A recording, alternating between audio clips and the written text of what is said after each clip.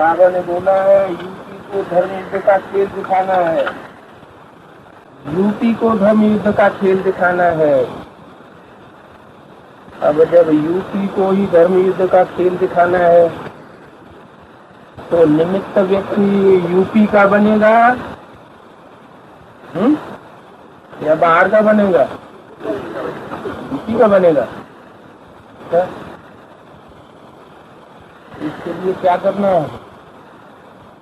विजय वर्ष में पूरी विजय प्राप्त करने के लिए करना क्या है? करना है या अपने आप चलता रहेगा? क्या करना है? क्या करना पड़ेगा? क्या करना है? हम बच्चों को क्या करना है? हैं? हम बच्चों को विशेष क्या करना है? हैं? क्या करना है? जोर से बोलो ना। योगदान देना है। किसको? बाबा को। विजयंगा बन के बाबा आया हुआ है।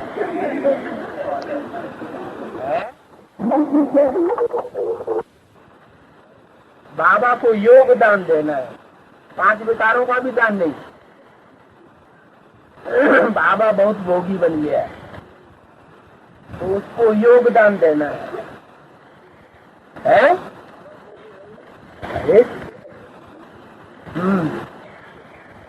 हम बच्चों को कुछ नहीं करना है, सिर्फ बाप को याद करना है। और बाप की याद भी संगठित रूप में जितनी जाति याद करेंगे उतना उसका असर और फोर्स जाति होगा। सारे विश्व में वो वाइब्रेशन फैलेगा। मधुबन के वाइब्रेशन सारी दुनिया में फैलते हैं। तो जब सारी दुनिया में मधुबन के वाइब्रेशन फैलते हैं, और मधुबन है कहाँ अभी? जहाँ मधुसूदन होगा वहाँ मधुबन होगा। मधुसूदन सिर्फ हवा में होगा या प्रैक्टिकल में साकार में होगा? जहाँ का ज्यादा दूर मधुबन जहाँ होगा वहाँ का प्रभाव क्या होगा? प्रैक्टिकल। मधुबन का प्रैक्टिकल प्रभाव क्या होगा? जो आए उसको ये अनुभव हो। क्या अनुभव?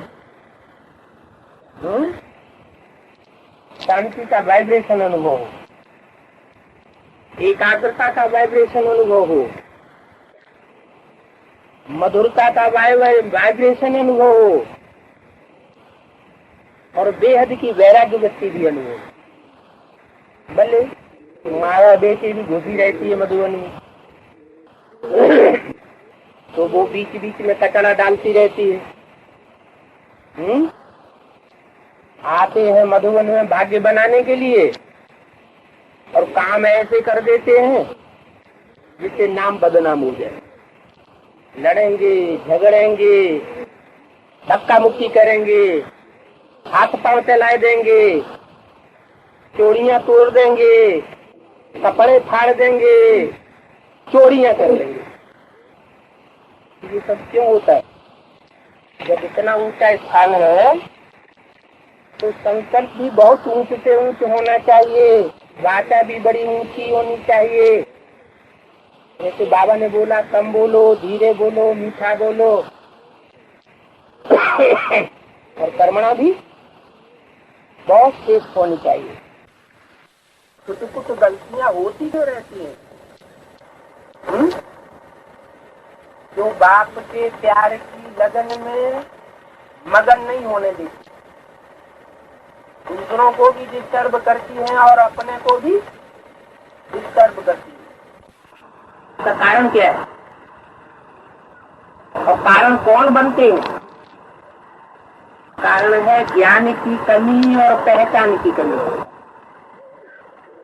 जिन्होंने बाप को और बाप के श्रेष्ठताई को नहीं पहचाना होगा, ज्ञान की गुह्यता को नहीं समझा होगा, वही आत्मा इस तरह की बिंब पैदा करें। और इन ऐसी आत्माओं को मधुवन के वातावरण में प्रवेश दिलाने के जो निमित्त बनते हैं, लेकर के आते हैं, सिर्फ लेकर ही नहीं आते हैं, सरेंडर भी कराए जाते हैं। उनके ऊपर भी उसका असर पड़ेगा। क्या कहा संबंध में बाबा ने? क्या कहा? मधुबन में बाप के सामने अगर कोई विकारी को ले आवेंगे, चाहे कोई भी विकार क्यों न हो, हाथी का विकार, तो क्या मिलेगा? ऐसी बुद्धि हो जाएंगे। अहिल्या का क्या कहना है? पत्थर बुद्धि बन गई। जो आत्मा ऐसे सिद्ध वातावरण में रहकर के विघ्न बनने का कारण बनती है, वाइब्रेशन बिगाड़ने का कारण बनती है, उनका तो दुर्भाग्य है ही।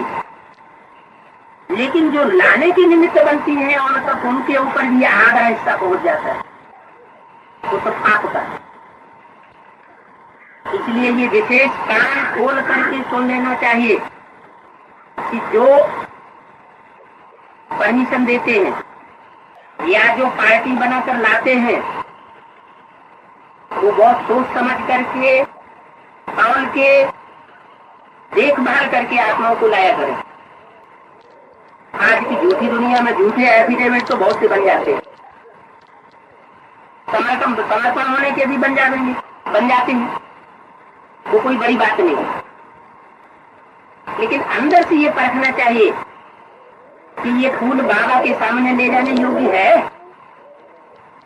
चलो, बाबा ने मुरली में कहा शंकर जी के, शिव जी के मंदिर में 5 धतूरे भी अर्पण हो जाते, वो तो ठीक है।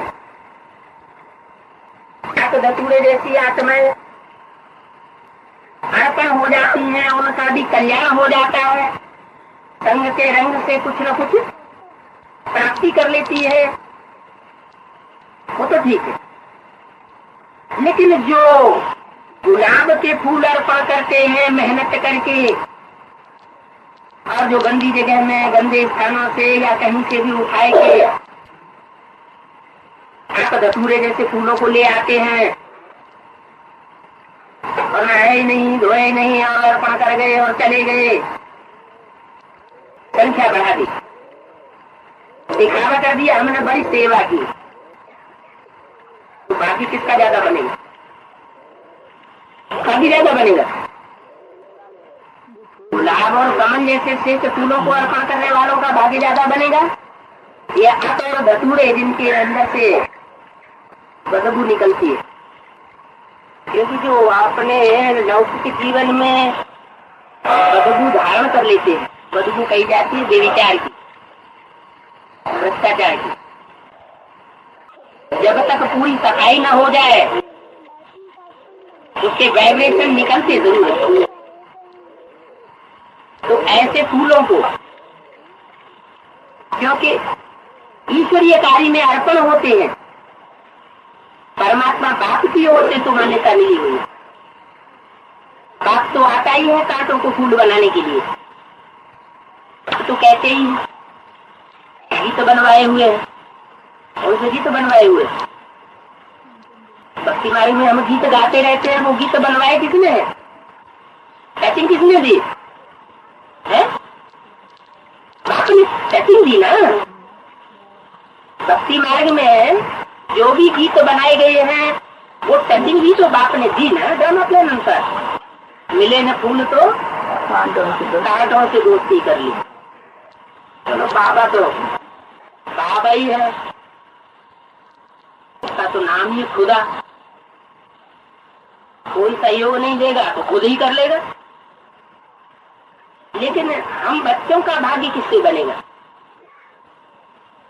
हम बच्चे जितना श्रेष्ठ संकल्प करेंगे, जितना श्रेष्ठ कर्म करेंगे, जितना श्रेष्ठ दान करेंगे, उतना हमको श्रेष्ठता प्राप्त होगी। महाराज में कहते हैं कि दान सतो प्रधान, सतो सामान्य, रजो और तमो 3-4 प्रकार का होता है। श्रेष्ठ अर्पण करेंगे तो श्रेष्ठ ही प्राप्त करेंगे जन्म जन्मांतर, और भ्रष्ट अर्पण करेंगे तो जन्म जन्मांतर प्राप्ति भी कैसी होगी, कैसी प्राप्ति होगी? जैसा अर्पण करेंगे वैसी ही प्राप्ति होगी। कहीं घोर ब्राह्मण बन करके बाप तो आता है, पुराना पुराना देते हैं, आप पुराने को भी रिज्यूमिनेट करके नया बनाते हैं। बाप तो कर सकेगा, वो तो हर हालत में अपना काम पूरा कर लेगा, लेकिन बच्चों की भावना के ऊपर सारा मदार चला जाता है। प्रधान विश्वरति राखा भक्ति मार्ग में भी कहते हैं, ऐसे भी कहा जाता है भाव के भूखे हैं भगवान। भावना नहीं तो कुछ भी नहीं। बात है कि हम बच्चों को कदम कदम पर इस बात का ध्यान रखना है कि आबू अब्बा का जो घर है उसके वाइब्रेशन पवित्र बनाने में हम कोई कोर कसर नहीं रखते। नहीं तो यहाँ आकर के हम जो बैटरी चार्ज करते हैं, बैटरी में डिफेक्ट होने की वजह से बैटरी में कैसा जल डाला जाता है, डिस्टिल्ड वाटर डाला जाता है ना। एकदम पवित्र जल डालेंगे तो बैटरी अच्छी चार्ज होती है। तो यहाँ जल कौन सा है? ज्ञान। यहाँ ज्ञान जल है। ज्ञान तो बाप से डायरेक्ट आता है, और बाप के ज्ञान के वाइब्रेशन के अनुकूल अगर हमने वाइब्रेशन न फैलाए और गंदे वाइब्रेशन फैलाने के निमित्त बने, तो जो याद की पावर है उसका हमको फायदा होगा, जितना होना चाहिए नहीं होगा। हमारी एकाग्रता उतनी नहीं बढ़ेगी जितनी बढ़नी चाहिए, और याद उतनी सहज नहीं होगी जितनी होनी चाहिए। सारा मदार है हमारी याद की यात्रा पर, खासकर एडवांस पार्टी के बच्चों के लिए इतना पर भी मदार है। लेकिन एडवांस पार्टी में 2 ग्रुप है, एक है जन्मजात प्योरिटी के कच्चे, और एक है जन्मजात ज्ञान के कच्चे। मानो एडवांस पार्टी में एक ग्रुप है अंधा और दूसरा ग्रुप है लंगड़ा। अभी दोनों ग्रुप मिल गए क्या? अभी तो मिले नहीं है। बाबा की वाणियों के अनुसार मिल जाने की पूरी संभावना है। कब तक? अपने वाइब्रेशन के ऊपर, अपनी वाचा के ऊपर, अपनी कर्मणा के ऊपर अगर विशेष अटेंशन नहीं दिया, वातावरण गंदा बनाते रहे, शांति के वातावरण को तोड़ते रहे, अशांति फैलाने के निमित्त बनते रहे, संगठन में भेद पैदा करते रहे, खुदा खैर करे। दुनिया वालों के ऊपर तो कहर बाद में ढलेगा। विनाश पहले किसके लिए होना है? दुनिया वालों के लिए होना है या बच्चों के लिए होना है? विनाश कल्याणकारी है या अकल्याणकारी है? कल्याणकारी है। तो कल्याण की शुरुआत पहले ब्रह्मा बाप के ब्राह्मण बच्चों के घर से शुरू होगी या बाहर की दुनिया से शुरू होगी? अभी टाइम नहीं है, अभी फूंक फूंक के कदम रखने की जरूरत है। न दुख दो और न दुख लो। ये बात तो बड़ी जल्दी समझ लेते हैं, किसी को दुख देना नहीं है तो उसमें भी बहुत से फेल। लेकिन दुख लेना नहीं है, ऐसी स्टेज अपनी ज्ञान की पराकाष्ठा की बनाना, ये बात भी बहुत जरूरी है। मधुबन जैसे परम धाम सबसे श्रेष्ठ धाम है, ऐसे मधुबन सारे संसार में सबसे श्रेष्ठ गाया हुआ है। इससे ज्यादा श्रेष्ठ स्थान परिवर्तन भूमि कोई होती नहीं है। परिवर्तन भूमि में आकर परिवर्तन के कार्य में सहयोग न देकर और ही हम असहयोग करेंगे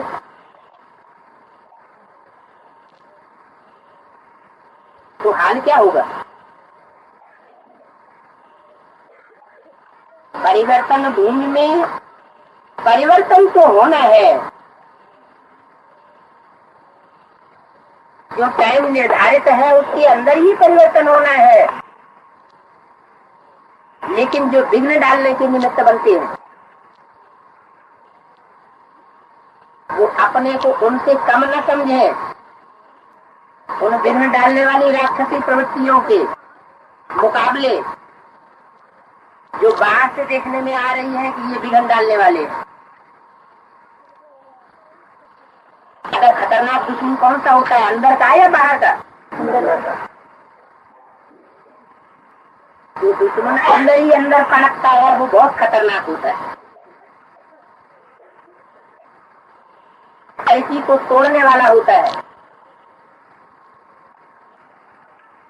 यूनिटी का हनन करने वाला होता है। ऐसी आत्माओं से बहुत सजग रहने की जरूरत है। बाबा ने कहा हुआ है ये मधुबन ऐसा पांडवों का किला बन जाएगा जिसमें एक भी विकारी पांव नहीं रख सकेगा।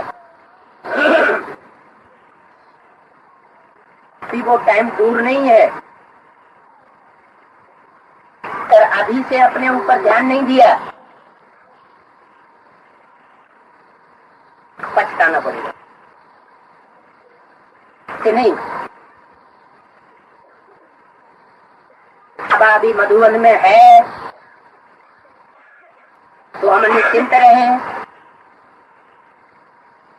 और बाबा मधुबन में नहीं है तो हम चाहे जो कुछ करें। लेकिन मुरली में क्या बोला हुआ है? दिन प्रतिदिन बाप दादा मधुबन से बाहर क्या बोला? नहीं जाएंगे। इसका अर्थ क्या सूक्ष्म में लगाया जाए या स्कूल में?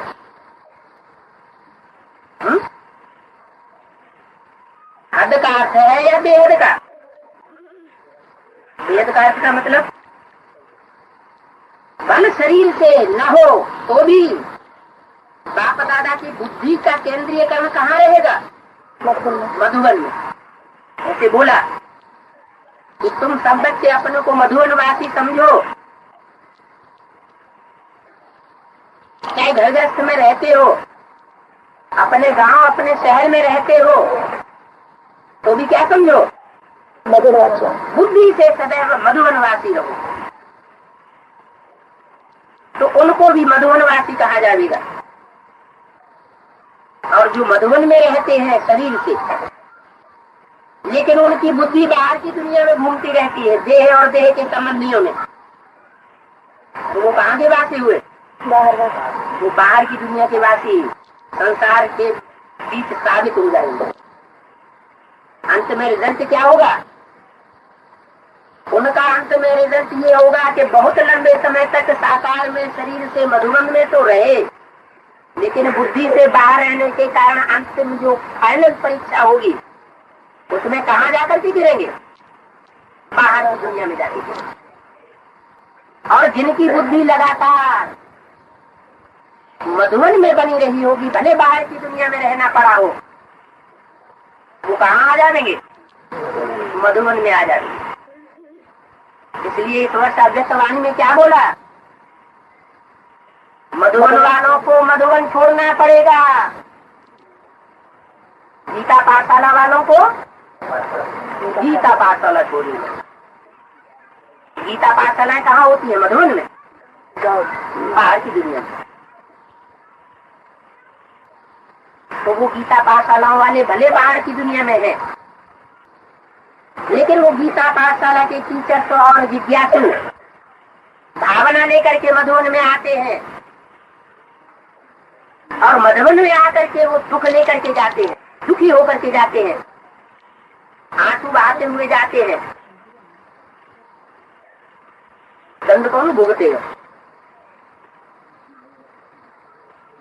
जो मधुबन के वाइब्रेशन को मधुबन में रहते हुए ही तोड़ रहे हैं, उनके ऊपर 100 गुना 1000 गुना बोझ जाता रहता है।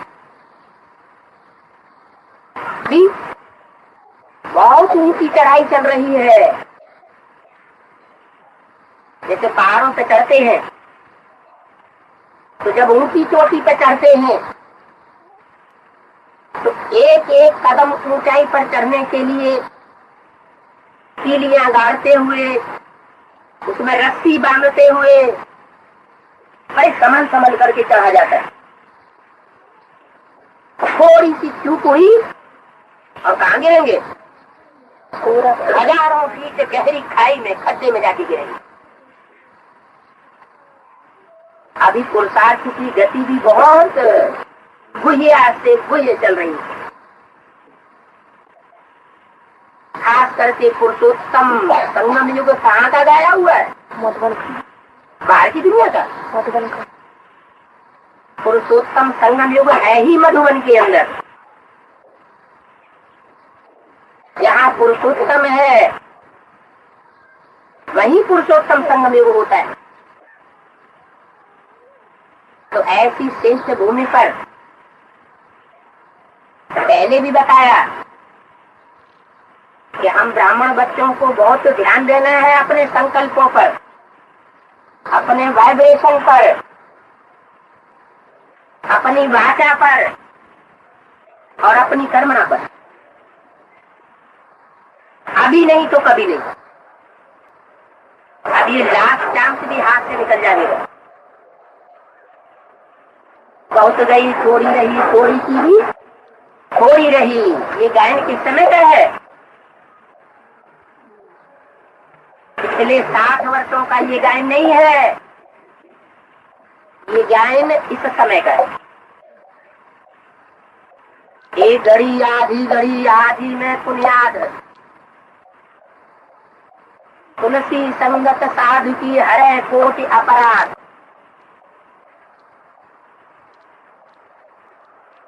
जो साधना करने वाले साधु हैं, उनको अपनी वाचा को साधना चाहिए, अपनी कर्मेंद्रियों को साधना चाहिए, गिरने नहीं देना चाहिए। अपने संकल्पों पर, अपने वाइब्रेशन पर साधना का प्रभाव देखना चाहिए, क्योंकि अभी अमृत वेले का लास्ट टाइम चल रहा है। सूर्योदय से पहले वो अमृत वेला जो होता है वो बहुत महत्व का होता है। तो रात्रि के 12 बजे से भी अमृत वेला है, लेकिन वो उतना महत्वपूर्ण नहीं होता। लेकिन जब सूर्य उदय होना होता है, सूर्य की लालिमा आगे आगे सामने दिखाई पड़ती है सूर्य उदय होने से पहले, जो तो छोटा समय होता है। कहीं लगता है कि दिन है, कहीं लगता है कि अंधियारा है। अंधेरा फैलाने वाली आत्मा है वो इसी पुरुषार्थ में रहती है कि अंधेरा कायम रहेगा। उनके संकल्प यही चलते रहते हैं, उनकी करवना यही चलती रहती है, उनकी बातें यही चलती रहती है कि हम अंधेरे को नष्ट नहीं होने देंगे। क्यों? मधुबन के वातावरण में जहाँ ज्ञान सूर्य अपना कार्य कर रहा हो, वहाँ अगर अंधेरा नजर आए किसी को, अरे कुछ नहीं, यहाँ क्या परमात्मा बाप का काम चल रहा है सर, यहाँ भगवान का काम चल रहा है। अगर ये किसी को संकल्प पैदा हुआ तो ये अंधेरा कायम रहने वाली बात हुई या रोशनी फैलने वाली बात हुई है? ये उसके दिल में अंधेरा कायम हो गया। हम ब्राह्मण बच्चे निमित्त बन गए अंधेरा फैलाने। किसी आत्मा को निश्चय विश्वास श्रद्धा बैठाना है या उखाड़नी है? बाप के ऊपर श्रद्धा बैठाने के निमित्त बनना चाहिए। बाप के कार्य में आत्मा अर्पण कब होगी? श्रेष्ठ आत्माएं अर्पण कब होंगी? जब उन्हें ये लगे कि वास्तव में यहाँ ईश्वर का कार्य चल रहा है, तो उनको ये अंदर से अनुभूति नहीं होती। जहाँ देखो वहाँ शैतानों का राज्य लगा पड़ा है, शैतानों जैसी एक्टिविटी देखने में आती है। तो जैसे हम अंधेरा कायम रखने वाले असुर है, जिन्हें रात्रि ही अच्छी लगती है, इसलिए उनका नाम है शास्त्रों में निशाचर। कहाँ विचरण करते रहते हैं? निशा माना रात्रि। वो रात्रि में ही विचरण करना पसंद करती है। जैसे चोर डकैत, उनको दिन अच्छा ही नहीं लगता। दूसरों को भी चाहते हैं कि ये हमारे समान बन जाए, हम शरीर पुरुषार्थी बन जाए, और खुद भी ऐसे ही रास्ते पर चलते हैं। बाकी घर में ऐसी जमात नहीं बनने देना है। तो वाइब्रेशन बनेंगे, शांति के वाइब्रेशन बनेंगे, पवित्रता के वाइब्रेशन बनेंगे। पवित्रता के वाइब्रेशन माना एक बाप दूसरा न कोई, इतना हमारा पुरुषार्थ सहज होता जाएगा, अंतर होता जाएगा, परिपक्व होता जाएगा। नहीं तो अवस्था ऊंची होती है, कभी नीचे गिरती है। जिनकी खुद की अवस्था नीचे ऊपर होती है, वो दूसरों को भी नीचे ऊपर करने के निमित्त बन जाते हैं। तो अभी न खुद नीचे ऊपर होना है और न संगी साथियों को ऊपर नीचे होने देना है।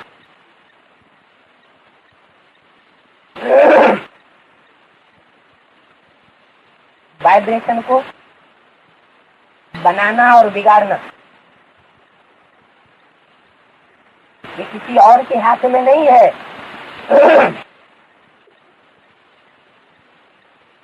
हमने ही स्थिति को बिगाड़ा तो दुनिया बिगड़ गई, और हमने ही स्थिति को बनाया तो दुनिया सुधर गई। तो सतयुग बनाना, स्वर्ग बनाना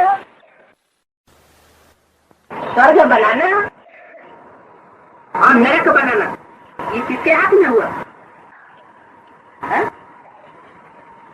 हम आत्मा रूपी बच्चों के हाथ में ये बात है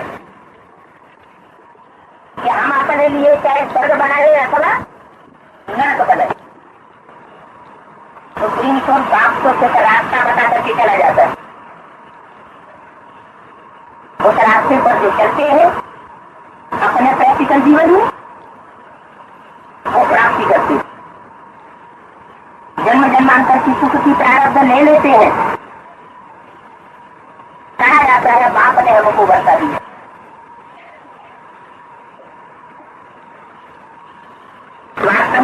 तो ज्ञान का ही वर्षा देता है। सुख शांति का वर्षा डायरेक्ट नहीं देता है, काय का वर्षा देता है। निराकार से कौन सा वर्षा मिलता है? निराकारी ज्ञान रत्नों का वर्षा मिलता है। लेकिन सुख शांति का जो प्रैक्टिकल जीवन का वर्षा है वो हम बच्चे अपने पुरुषार्थ से ही प्राप्त कर सकते हैं। रावण की तरह अगर ज्ञान उठाएंगे, बस ज्ञान सुनना और दूसरों को सुनाना और अपने जीवन में धारण कुछ भी करना नहीं, तो ऐसों का जीवन शांत बनेगा। जन्म जन्मांतर का या अशांत बनेगा? अशांत जीवन बनेगा। अशांति की दुनिया बनाएंगे और अशांति की दुनिया में भूत प्रेतों की तरह भटकते रहेंगे। लेकिन भूत प्रेतों को कहीं भी चैन नहीं मिलता। जहाँ पहुंचते हैं वहां उनकी पिटाई करके डंडे मार मार करके भगाते रहते हैं। भूत ऐसे उनकी हालत हो जाती है। समय सो रहा है, उस थोड़े से समय में हम बच्चों को अभी वो पुरुषार्थ करना है जो संसार के सामने 9 लाख सितारों के रूप में चमकेगा। थोड़े से समय का थोड़ा सा पुरुषार्थ 84 जन्मों की महिमा कराने के निमित्त बन जाएगा। अभी अगर थोड़ी सी गफलत करते रहे, अपने मनों को उद्वेग पैदा करते रहे, अशांत बनाते रहे और दूसरों को भी अशांत बनाते रहे, तो अनेक जन्मों की अपनी प्रारब्ध गंवाए बैठेंगे। श्रेष्ठ स्थान है, श्रेष्ठ से श्रेष्ठ आत्माओं का संगठन है, श्रेष्ठ आत्माओं की यूनिटी यहाँ मिल जाती है, तो यहाँ प्राप्ति भी ऊंचे से ऊंची है। और अगर गफलत की तो घाटा भी बड़े से बड़ा है, जन्म जन्मांतर का है। और उस घाटे के साथ साथ सारे संसार के सामने धर्मराज की सजा के भागी बनेंगे, वो अलग। बाप जितना मीठा है, जितना प्यारा है, धर्मराज बाप उतना ही कैसा है, उतना ही कठोर है। बाप नहीं दिखाई पड़ेगा, क्या दिखाई पड़ेगा? जल्लाद दिखाई पड़ेगा। जैसे जल्लाद के सामने कोई कितना भी गिड़गिड़ाए, रोए, पीटे, लेकिन जल्लाद को रहम नहीं आता है, तो खून ही खून कर देता है, उसको भय भी पैदा नहीं होता। तो वो हालत हो जानी है। इसलिए अभी से एक एक कदम ब्राह्मण बच्चों को मधुबन की भूमि पर फूक फूक करके रखना है। बाद में कोई फिर ये कहे हमें तो पता ही नहीं था, हमें तो मालूम ही नहीं था, हमें तो किसी ने बताया ही नहीं, हम तो ऐसे ही यहाँ आ गए थे, तो हम भी देखे आए यहाँ क्या होता है। तो कहने के निमित्त न बन पड़े। ये जो समय चल रहा है अमृत वेले का, ब्राह्मण की दुनिया में ज्ञान सूर्य के प्रत्यक्ष होने का, और साथ साथ बाहर की दुनिया में भी ईश्वरीय ज्ञान प्रत्यक्ष होने का, वो समय को वरदान मिला हुआ है। क्या वरदान मिला हुआ है? क्योंकि इस समय को वरदान मिला हुआ है, दुनियादार है।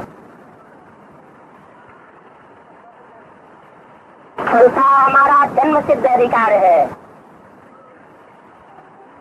ये स्थान को भी वरदान मिला हुआ है। क्या अगर श्रेष्ठ कर्म करने के लिए हम हिम्मत करेंगे तो बाप से 100 गुनी मदद जरूर मिलेगी। सिर्फ हिम्मत का एक संकल्प करना है कि मुझे सुधर के रहना है। जो कमजोरी बार बार तंग करती है उसके लिए दृढ़ प्रतिज्ञा लेनी है। सिर्फ करना और कराना तो बाप को है। वो करनहार भी है और करावनहार भी है, करा ही लेगा।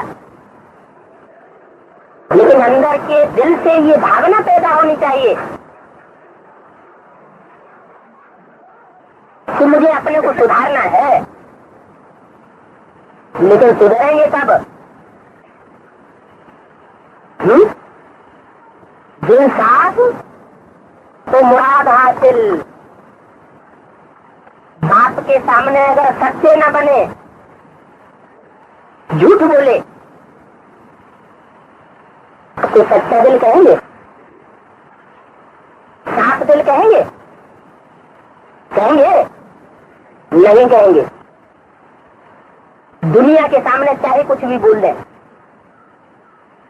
लेकिन बाप के प्रति जो सच्चे हैं वो संसार में सच्चखंड की स्थापना के निमित्त बन जाएंगे। और दुनिया की नजर में जो झूठे हैं और बाप के सामने सच्चे और साफ दिल होकर के प्रत्यक्ष होते हैं, ये अपना सच्चा सच्चा पोता मिल देते हैं, तथा सुधार निश्चित है। तो सच्ची भी नई दुनिया की स्थापना के निमित्त बनेंगे। सच्चाई के ऊपर बहुत बड़ा मादार है। बाप को धन नहीं चाहिए, धन नहीं चाहिए, जन नहीं चाहिए। सत्यखंड की स्थापना के लिए सबसे पहली बात क्या चाहिए? सच्चाई और सफाई चाहिए। सच्चे और साफ दिल बच्चे बाप को बहुत प्रिय है। भले कमजोरियां कितनी भी भरी हुई हो, स्वभाव संस्कार कितना भी खराब हो, बाप कोई भी बच्चे का स्वभाव संस्कार नहीं देखते हैं। इसका तो स्वभाव ही ऐसा है, इसके तो संस्कार ही ऐसे हैं, ये तो कभी बदलेगा नहीं। इस तरह के विचार बाप के नहीं हो सकते। बाप तो शिक्षा और देते हैं कि बच्चे कभी किसी के स्वभाव संस्कार को मत देखो। क्यों? क्योंकि जो स्वभाव संस्कार है वो आज है, कुछ और है, और कल की नई दुनिया जो आने वाली है उसमें सबके स्वभाव संस्कार परिवर्तन हो जाएंगे। तो स्वभाव संस्कार की देखने की बात नहीं है, मुख्य बात है सच्चाई और सफाई की। सत्यखंड की स्थापना में सच्चाई और सफाई का बहुत बड़ा योगदान है। झूठे दिल पर सच्चा साहब राजी नहीं होगा, सच्चे दिल पर सच्चा साहब राजी होगा। कब कब राजी होगा? जब मन से जो संकल्प चलाते हैं उसमें भी सच्चाई भरी हुई हो, ज्ञान के अनुकूल हमारे संकल्प हो, और जो मुख से वाचा निकालते हैं उसमें भी सच्चाई सफाई भरी हुई हो, और जो कर्म करते हैं वो भी सच्चा कर्म हो, अपने दिल के अंदर भी लगे कि मैंने ये जो काम किया वो सच्चा काम किया, झूठा काम नहीं किया। इसलिए सत्य खंड और झूठ खंड। सत्य खंड कौन स्थापन करता है? सच्चा बाप सत्य खंड स्थापन करता है और बच्चों के द्वारा कराता है श्रीमत पर। और झूठ खंड कौन स्थापन करता है? रावण। रावण किसे कहा जाता है? जो दूसरों को रुलाता है झूठ बोल बोल करके, झूठ खंड फैला करके, उसको कहते हैं रावण। एक मत पर नहीं चलेगा, न चलाएगा। कितनों की मत पर चलाएगा? है? अनेकों की मत पर चलेगा और अनेकों की मत पर चलाएगा। मनमत पर भी चलेगा, क्योंकि अहंकार होने के कारण वो अपनी बात ज्यादा आगे रखेगा। वो अपने को ही श्रेष्ठ समझता है, अपने को ही भगवान मानता है। तो जो अपन को ही भगवान मानता है, बाप कहते हैं वो हिरण्यकश्यप है। हिरण्यकश्यप है माना क्या मतलब हुआ इसका? हिरण्य माना सोना, काश्य माना तेज। सोने जैसी सच्ची आत्माओं के तेज को पा, हिरण्यकश्यप तेज को पीने वाला है। क्या? जो सच्चे हैं उनके भी तेज को पी जाता है, सच्चों को भी झूठा बना देता है। अनुमत पर चल करके, परमत पर चल करके खुद भी झूठा बनता है और दूसरों को भी झूठा बनाता है। अभी तो हम ब्राह्मण बच्चे इस बात को पक्का समझ गए हैं। बाप दादा का काम तो हुआ पड़ा है, इसको कोई रोक नहीं सकता। जो हुआ पड़ा है उसमें सिर्फ निमित्त मात्र बच्चों को बनना है। जैसे अर्जुन से भगवान ने कहा, क्या कहा था? अर्जुन, ये दुश्मन तो कौरव यादव ये सब मरे पड़े, तो इनको नहीं मारेगा, ये तो खुद ही मरे पड़े। तो ऐसे ये जो माया की कमजोरी बार बार उभर के सामने आती है, इतनी हिम्मत दिखाती है तो सर्वशक्तिवान बाप है, माया बन करके सर्वशक्तिवान माया भी है, बाप के सामने भी पहुंच जाती। तो बाबा कहते हैं अभी माया का क्या हाल हो गया है? अभी माया का क्या हाल हो गया है? माया अभी कागज का शेर हो गई है। क्या? शेर तो दिखाई पड़ती है, लेकिन है कैसा शेर? कागज का शेर। अगर मुकाबला करने की उंगली भी उसमें लगा दी तो भी क्या हाल होगा? तो भी घायल हो जाएगी। कागज का शेर बन करके बच्चों का मुकाबला कर रही है और बाप के सामने भी पहुंच जाती है।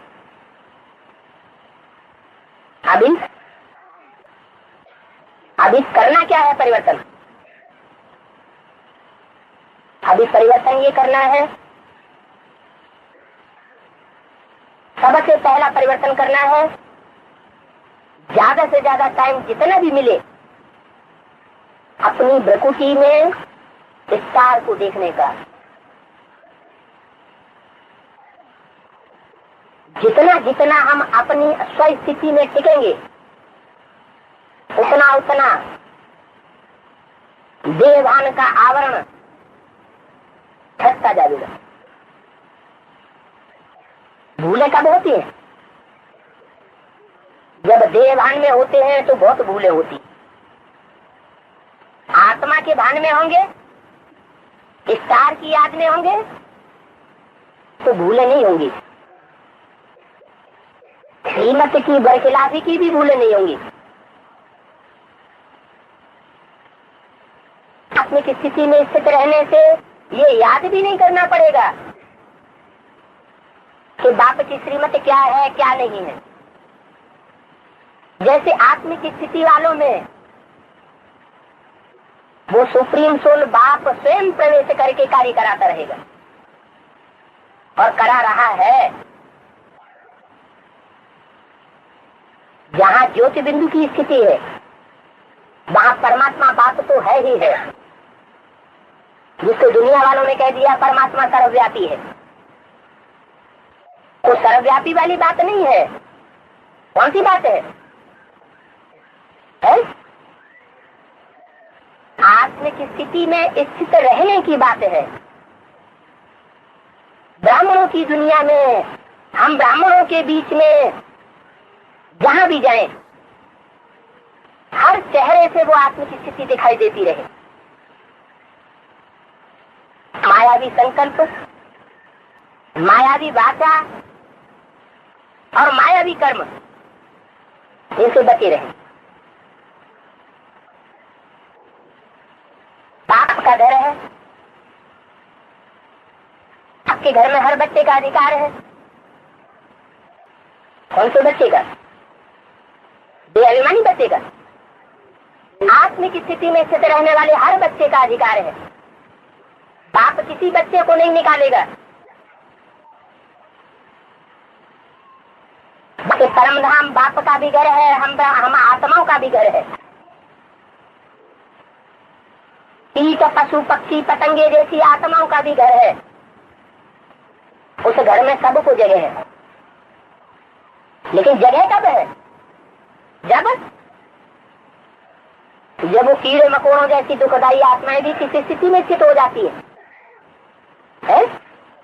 शरीर छोड़ करके, देह भान छोड़ करके बिंदु आत्मा बन जाती है। फिर बाप ये नहीं देखता है कि ये कीड़े मकोड़े हैं, ये राक्षस राक्षसियां हैं।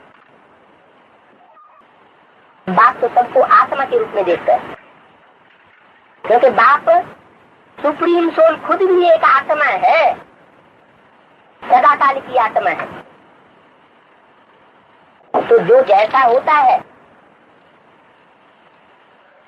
अपनी जाति को वैसा ही बनाना पसंद करता है, सारे संसार को वैसा ही बताना और देखना पसंद करता है।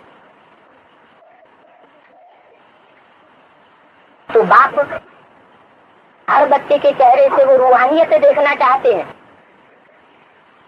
जब रूहानियत का चेहरा देखने में आता है तो खुशनुमा देखने में आता है। देवान का चेहरा होगा तो समसमाया हुआ देखने में आएगा, कालिमा देखने में आएगी, आंसू देखने में आवेंगे। चेहरे से ही पता लग जाता है, चेहरे से निकलने वाले वाइब्रेशन से ही पता लग जाता है कि आत्मा आत्मिक स्थिति में है या देवान की स्थिति में है। ये आत्मिक स्थिति स्वर्ग बनाने वाली है। शूटिंग तो हो रही है। हमारी आत्मा हमारे ही अनेक जन्मों के सुख और दुख की शूटिंग कराई रही है। जब आत्मिक स्थिति में स्थित होते हैं तो स्वर्ग रूपी सुख की शूटिंग करने के निमित्त बनते हैं, चाहे किसी भी युग की शूटिंग करने के निमित्त बन रही हो, क्योंकि सुख और दुख तो हर युग में होता है।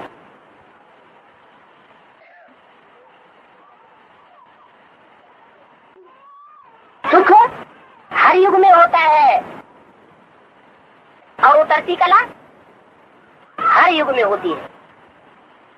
ऐसा कोई युग है जिसमें सुख न होता हो परसेंटेज में और उतरती कला न होती हो परसेंटेज में? चारों युगों या संगम युग में भी पांचों युगों में से कोई ऐसा युग है जिसमें उतरती कला ना होती हो या सुख ना होता हो। परसेंटेज में हर युग में उतरती कला और सुख होता जरूर है। तो सुख बनाना और घटाना, चढ़ती कला करना या उतरती कला करना, ये हमारी बात है, हमारे ऊपर निर्भर करता है। इसमें न परमात्मा बाप कुछ कर सकते हैं, न बाप दादा कुछ कर सकते हैं, न श्रेष्ठ आत्मा कुछ कर सकती है। क्यों? क्योंकि बोला है आत्मा अपना शत्रु अपना मित्र खुद ही है, कोई दूसरा अपना शत्रु मित्र नहीं है। आत्मा अपने लिए सुख दुख का सृजन करने वाली। अभी खास संगम युग में हम अपने लिए अपना घाटा अपना नफा और नुकसान अभी बनाए रहे। छोटी छोटी बातों में ये नफा और नुकसान का हिसाब किताब चलता रहता है। मान लो क्लास हो रहा है और कोई दूर कोने में बैठा फुसफुसा रहा है, क्या नफा होगा या नुकसान होगा? दूर कोने की फुसफुसाहट दूसरे कोने तक पहुंच रही है। जिस जिसके कानों में वो फुसफुसाहट पहुंच रही है उसका वाइब्रेशन टूट रहा है, एकाग्रता भंग हो रही है। तो वो वाइब्रेशन टूटने का या तोड़ने का जो विकर्म बन रहा है, फुसफुसाहट करने वाले और उसको सुनने वाले दोनों के ऊपर वो घाटे का सौदा बन रहा है। छोटी सी बात लेकिन असर बहुत ज्यादा हो रहा है। सुनने वाला भी घाटे में जा रहा है और सुनाने वाला भी घाटे में जा रहा है।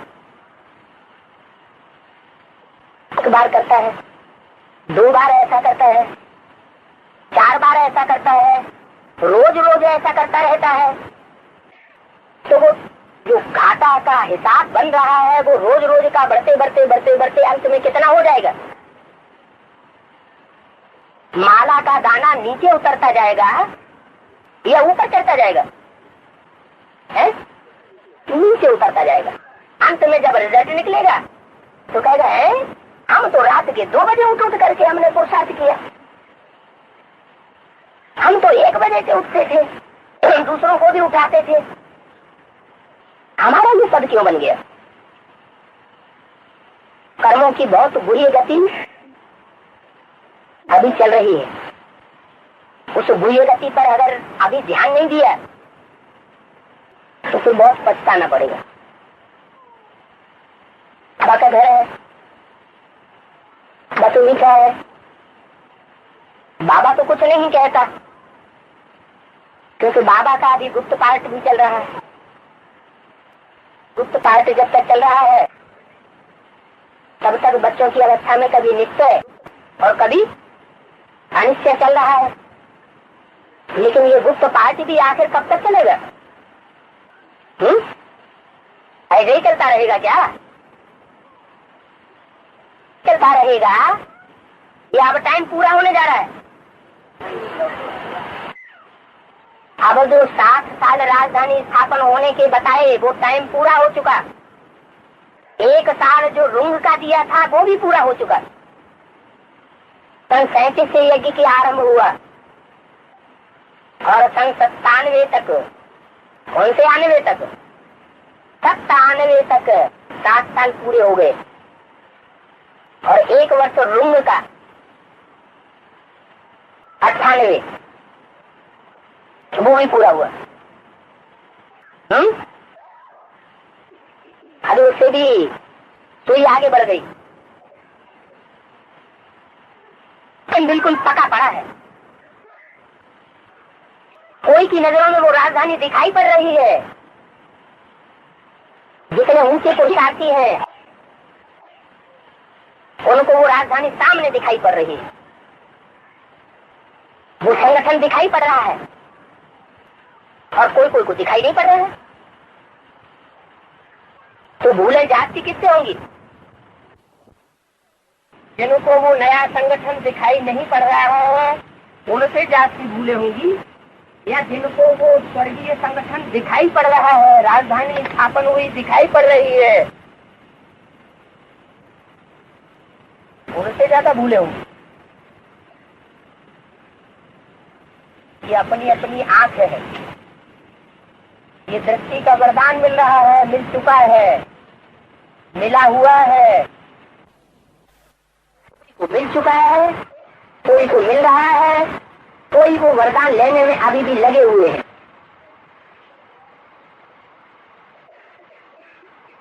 अभी वो दृष्टि परिवर्तन का समय हम ब्राह्मण बच्चों का पूरा होने जा रहा है। ब्राह्मण माना कितनी संख्या है?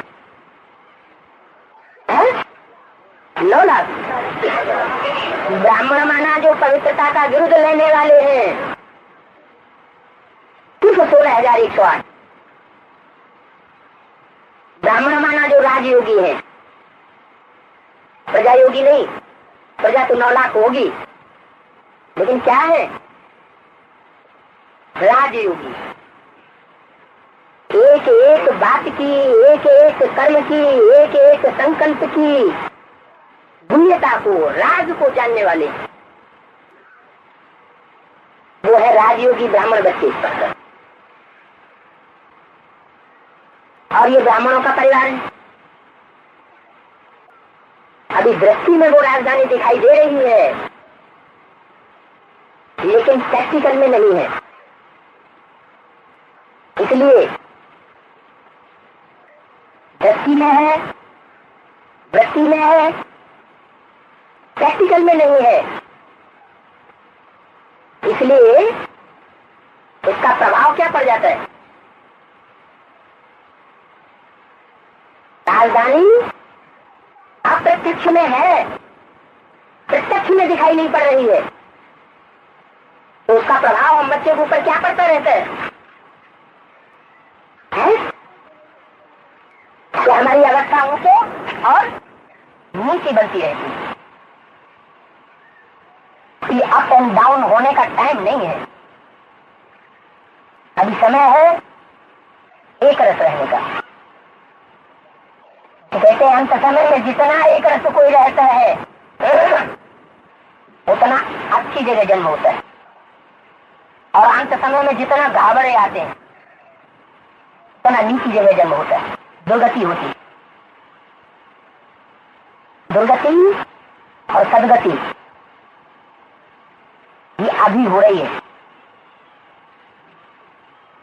तो 5000 वर्ष से दुर्गति और सदगति का फाउंडेशन नहीं पड़ना है।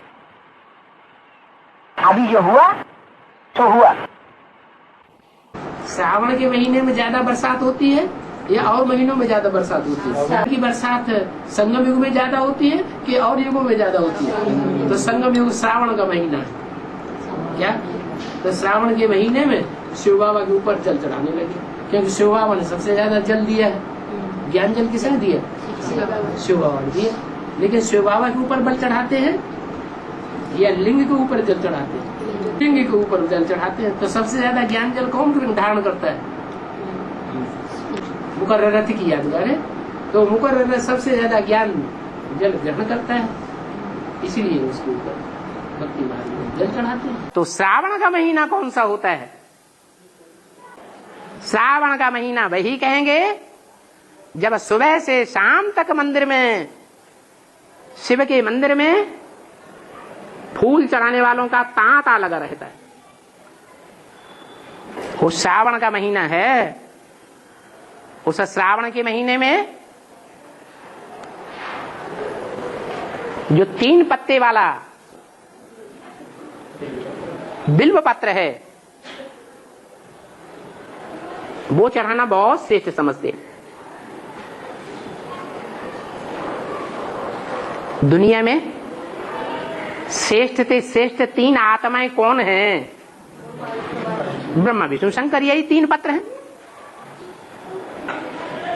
ये 3 पत्ते अभी वर्तमान स्टेज में ब्रह्मा की आत्मा ब्रह्मा के रूप में पार्ट बजाने वाली, विष्णु के रूप में पार्ट बजाने वाली, शंकर के रूप में पार्ट बजाने वाली, ये अव्वल नंबर जो तीनों प्रकार का पार्ट बजाने वाली आत्माएं हैं, वो शिव के ऊपर पूरी अर्पण हुई कहेंगे या नहीं कहेंगे? अभी वर्तमान में नहीं कहेंगे।